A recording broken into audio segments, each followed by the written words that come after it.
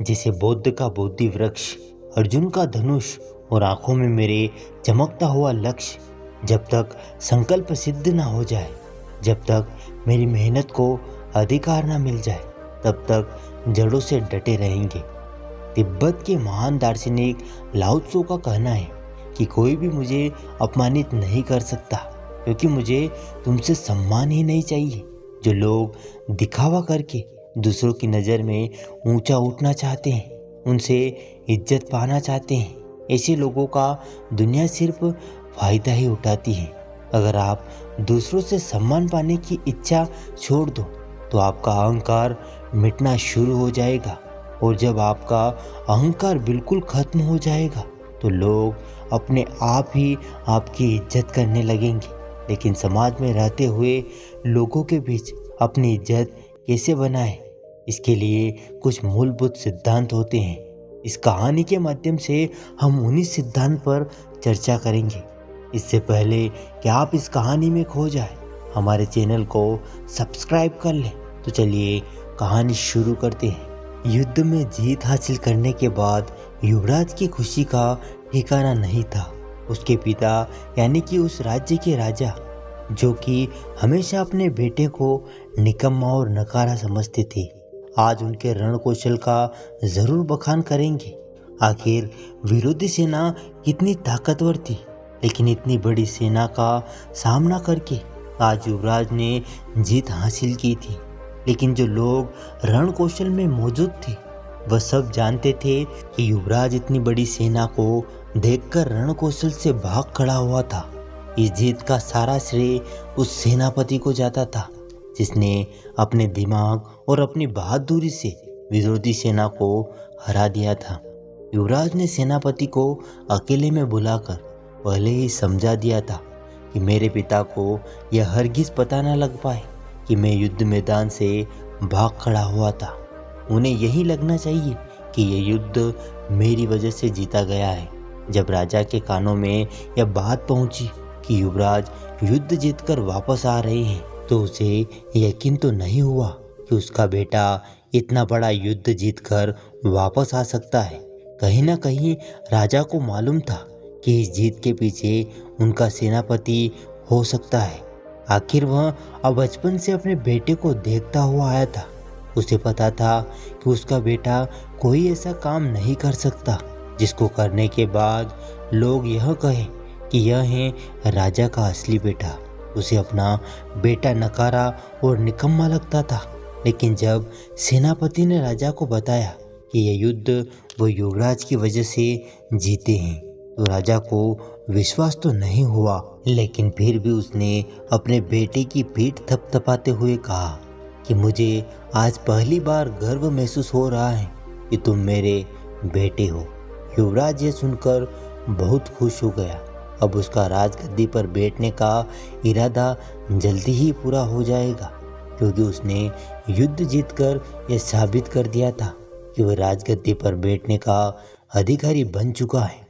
रात के समय शयन कक्ष में सोते हुए जब युवराज अपने भविष्य के सपने देख रहा था, तब राजा ने अपने पास उस सेनापति को बुलाया और अपने सेनापति से पूछा कि तुम मुझे सच सच बताओ, क्या आज का युद्ध हम सचमुच में युवराज की वजह से जीते हैं या फिर वह झूठ बोल रहा है?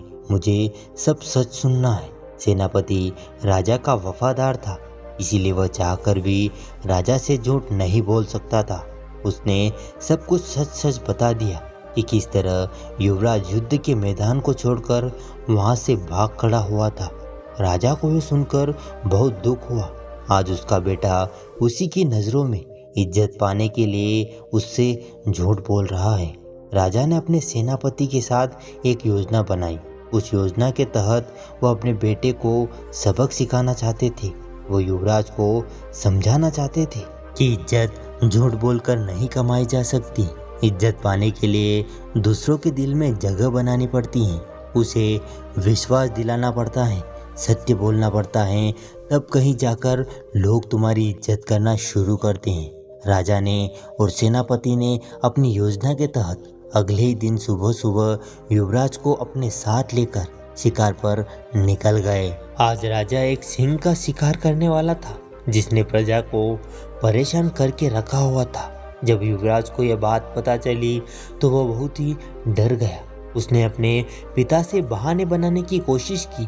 उसके पिता ने कहा कि बेटा, मैं बहुत बूढ़ा हो गया हूँ, अब मुझसे शिकार नहीं होता, ये शिकार तुम्हें ही करना होगा। मैं तो बस तुम्हारी सहायता के लिए तुम्हारे साथ चल रहा हूँ।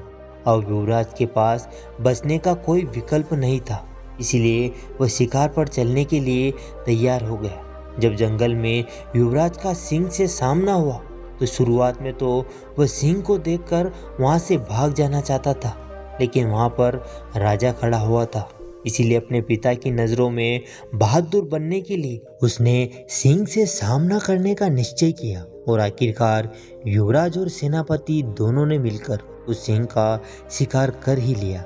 इससे युवराज का आत्मविश्वास बढ़ने लगा था।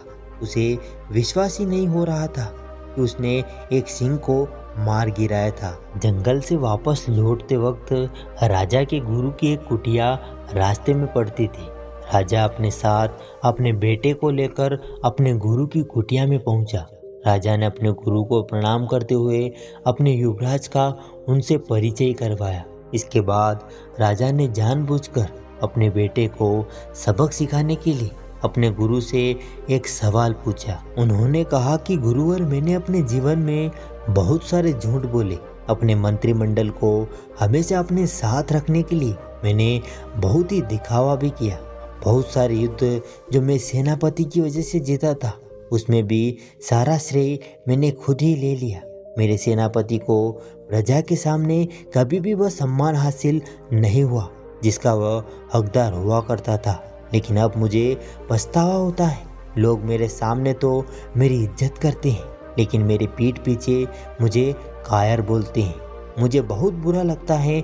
मैं चाहता हूँ कि मैं अपनी गलतियों को सुधार दूँ, लेकिन कोई भी तरीका नज़र नहीं आता है। मैं ऐसा क्या करूँ कि लोग मुझ पर विश्वास करने लगे, मेरी इज्जत करने लगे।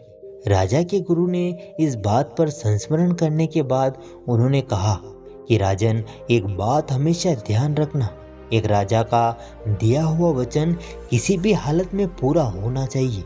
जो वादा तुमने किसी से कर दिया, किसी को वचन दे दिया, वह किसी भी तरह पूरा करके दिखाओ। अगर तुम अपने दिए हुए वचन को पूरा नहीं कर पाओगे तो लोग यही कहेंगे कि यह राजा तो बड़बोला है, यह तो कुछ भी बोल देता है। इसकी बातों के पीछे कोई सच्चाई नहीं होती है और इसी वजह से लोग तुम्हारी इज्जत करना बंद कर देंगे। वह तुम पर विश्वास ही नहीं करते, इज्जत करना तो दूर की बात रही।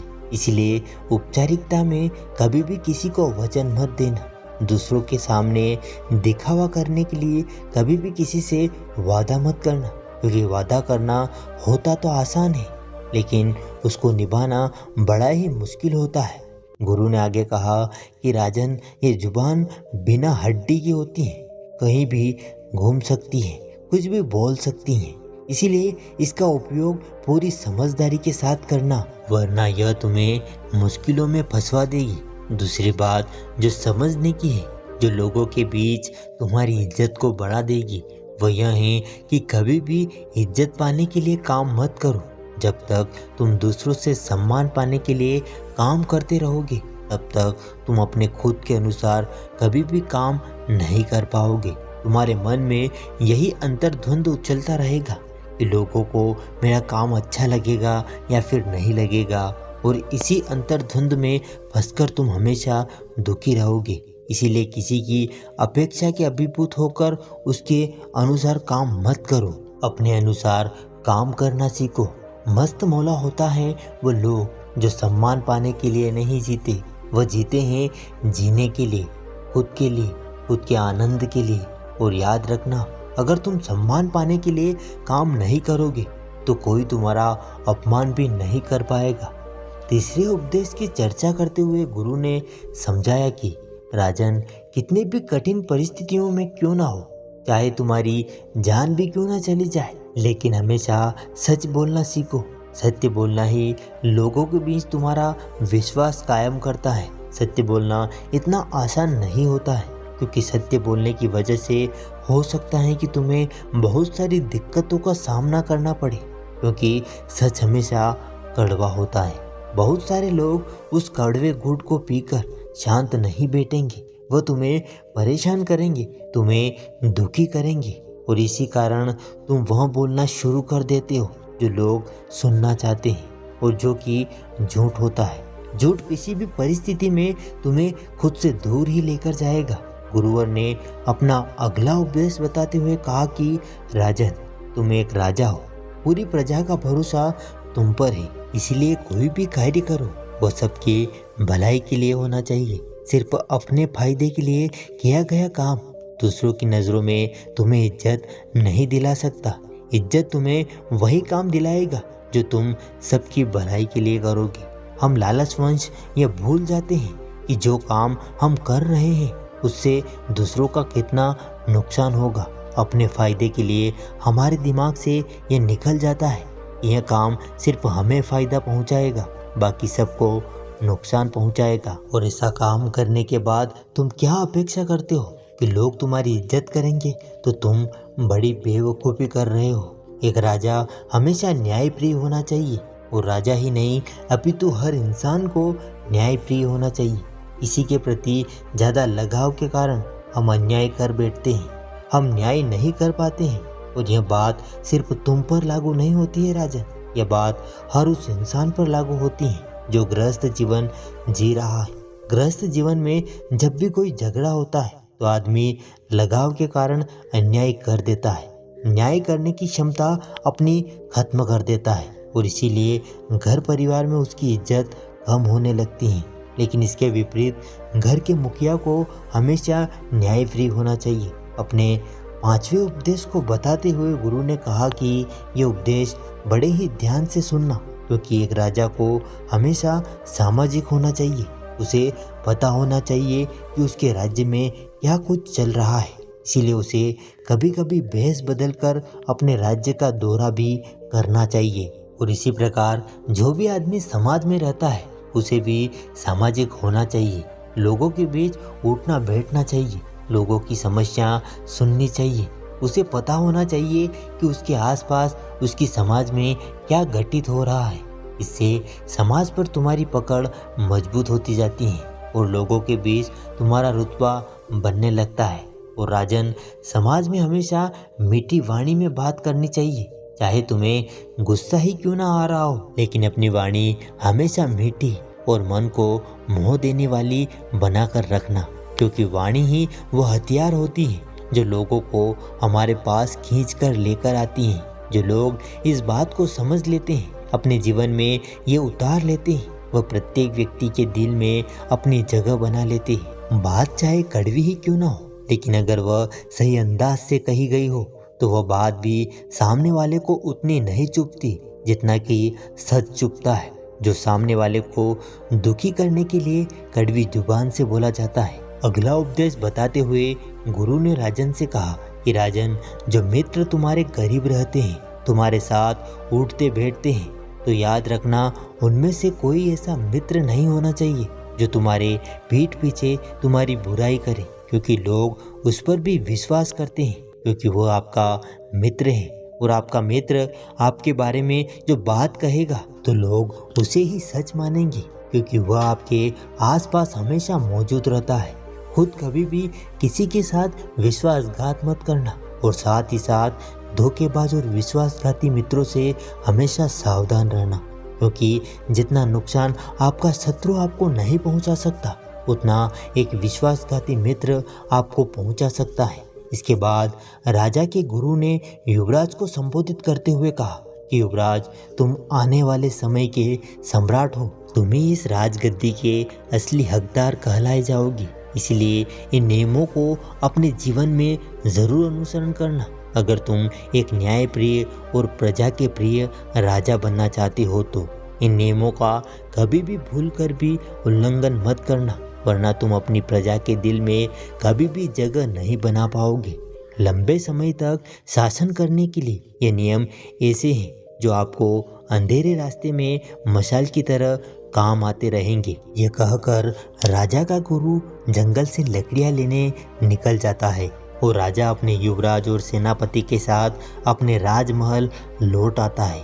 रात भर युवराज उन बातों पर विचार करता रहा और अगले दिन सुबह सुबह अपने पिता के पास जाकर उसने सारी सच्चाई बता दी कि किस तरह वह युद्ध के मैदान से भाग खड़ा हुआ था और सेनापति की वजह से वह यह युद्ध जीत पाए। राजा को अपने बेटे के मुख से यह सच्चाई सुनकर बेहद ही प्रसन्नता हुई। उसे लगने लगा कि अब इसमें राजा के गुण उत्पन्न होना शुरू हो चुके हैं और इसी के साथ पिता और बेटा एक दूसरे के गले लिपट गए। तो दोस्तों, उम्मीद करते हैं आपको आज की यह कहानी पसंद आई होगी। अगर वीडियो पसंद आया हो तो वीडियो को एक लाइक ज़रूर कर दें। साथ ही चैनल पर पहली बार आए हो तो चैनल को सब्सक्राइब करना ना भूलें। मिलते हैं अगले वीडियो में, तब तक अपना और अपने परिवार का ख्याल रखिएगा। धन्यवाद।